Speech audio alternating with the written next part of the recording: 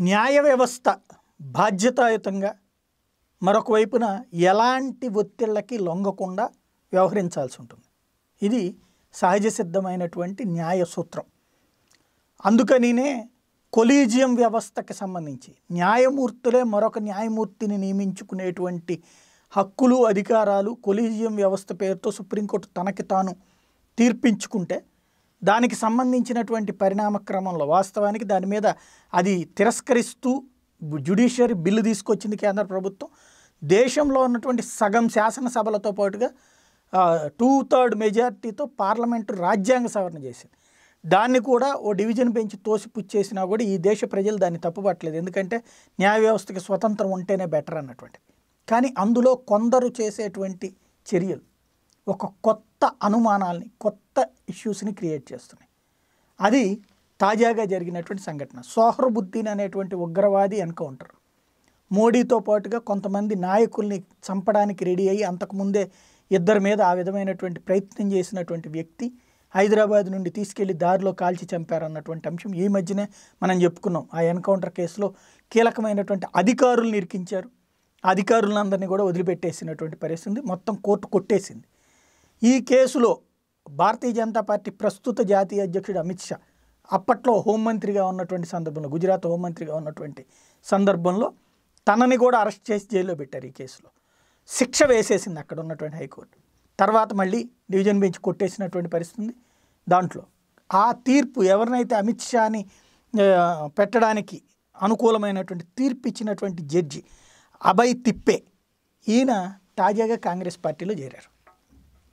ఇది ఇప్పుడు పెద్ద సంచలనం.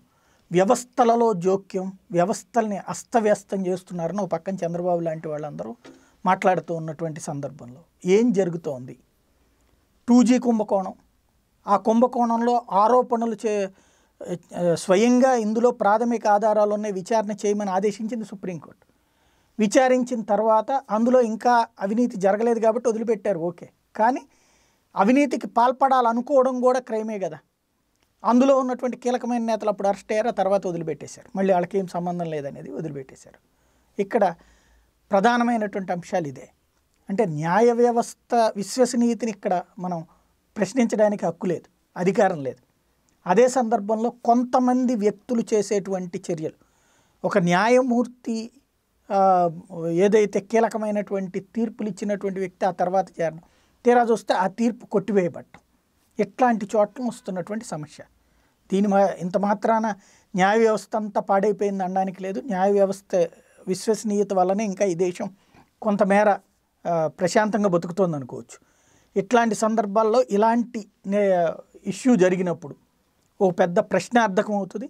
బట్ అదే సందర్భంలో న్యాయమూర్తులు కొన్ని మార్గదర్శకాలు పాటిస్తే బెటర్ అన్నటువంటి చర్చ కూడా నడుస్తుంటుంది. అంటే న్యాయమూర్తులుగా చేసినటువంటి వాళ్ళు ఏ జ్యుడిషియల్ కమిషన్స్లోనే ఉండొచ్చు, కానీ రాజకీయాల్లోకి ఎంటర్ అయితే అది భవిష్యత్తులో ఇకపైన తీర్పులలో అట్లాంటిది ఇన్ఫ్లుయెన్స్ పడుతుంది అన్నటువంటి భయం ప్రజల్లో ఉంటుంది. కాబట్టి కొలీజియంలు లేదంటే న్యాయ నిపుణులు ఇట్లాంటి విషయంలో ఒక నిర్ణయం తీసుకుంటే బాగుంటుంది. అదే సందర్భంలో మాకు హక్కులు ఉన్నాయి కదా అని చెప్పి మాజీ న్యాయమూర్తులు అనొచ్చు, న్యాయమూర్తులు అనొచ్చు, న్యాయ వ్యవస్థలో కీలకమైనటువంటి వాళ్ళు కూడా అనొచ్చు. కరెక్టే, వాళ్ళకి హక్కు ఉంది, పోటీ చేసేటువంటి హక్కు ఉంది, రాజకీయాల్లోకి వచ్చేటువంటి హక్కు ఉంది. కానీ అత్యున్నత స్థానాలు, ఇది ఒక విచక్షణతో కూడినటువంటి పొజిషన్స్లో ఉన్నవాళ్ళు రేపొద్దున భవిష్యత్తులో వాళ్ళకి సంబంధించినటువంటి ఆలోచనని ఇన్ఫ్లుయెన్స్ చేయడానికి నేతలు ప్రయత్నించరన్నటువంటి నమ్మకం అయితే కలిగించడం కష్టం అవుతుంది కదా భవిష్యత్తులో ఇట్లాంటి అంశాల విషయంలో. మరి ఏం చేస్తారు? దీనికి సంబంధించి ఒక రివ్యూ అవసరమా లేదా అన్నది కాలం నిర్ణయించాల్సి ఉంది, ప్రజలు ఆలోచించాల్సి ఉంది, అలాగే న్యాయ నిపుణులు ఆలోచించాల్సి ఉంది.